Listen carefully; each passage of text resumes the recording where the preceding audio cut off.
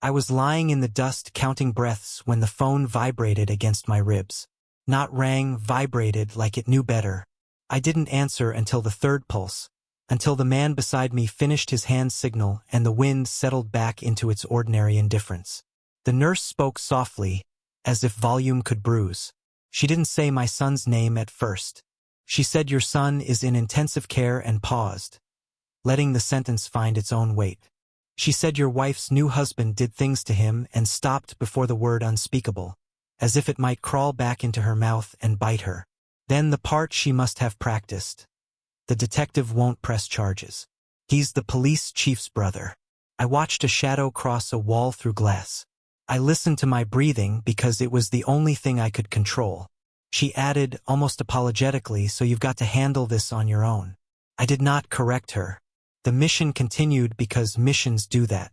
My body knew the grammar of stillness and movement, the patience of waiting for a clean line. I had learned long ago how to become narrow. Precision had kept me alive. Precision had also thinned me out in places that used to be warm. On the flight home, I tried to remember my son's laugh without forcing it. I remembered his hand, small and stubborn, the way he would grab my sleeve when the crowd got loud. I remembered promising him I would always come when he called. I remembered how promises change shape when adults do. The hospital smelled like disinfectant and coffee that had given up.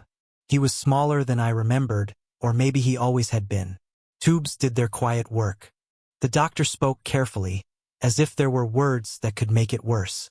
I nodded at all the right places and said nothing that would need to be forgiven later. My ex-wife stood near the window. We did not touch. We had learned how to occupy the same room without colliding. When she said his name, it was a plea and a blade at the same time. The detective met me the next morning. He wore a tie that suggested seriousness. He spoke about burdens of proof, about the difficulty of cases, about families tearing themselves apart. When he said brother, he said it like weather.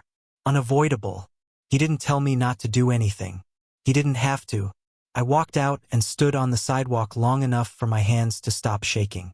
The sentence the nurse had given me came back whole. Handle this on your own. Felt like permission. Felt like a trap. I thought about the man who had hurt my son. I thought about how easy it would be to become very simple. I also thought about my son waking up one day and learning that his father had chosen a line that could not be uncrossed back. So I did the opposite of what the sentence suggested. I made lists. I gathered dates. I asked for copies of reports that didn't exist yet and noted who refused and how. I wrote everything down because paper remembers when people decide not to. I called a number I hadn't used in years. A person who liked clean work and hated small-town fog. I said very little. I sent what I had. I waited. Waiting was the hardest thing I've ever done. The intervention didn't look like justice. It looked like a car with unfamiliar plates. It looked like a meeting rescheduled, then canceled. It looked like a judge who did not belong to anyone's brother. Phones stopped ringing for me and started ringing for other people. No one said thank you. No one needed to. The man lost his insulation first, then his job, then his certainty. There was no spectacle. I did not attend anything that required applause. My son opened his eyes and frowned at the light. He squeezed my finger, weak but intentional.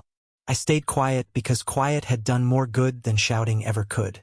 At dawn, the sky did what it always does, indifferent and astonishing. I watched it through the hospital window and understood that the sentence I'd carried home had been a lie, or maybe just incomplete.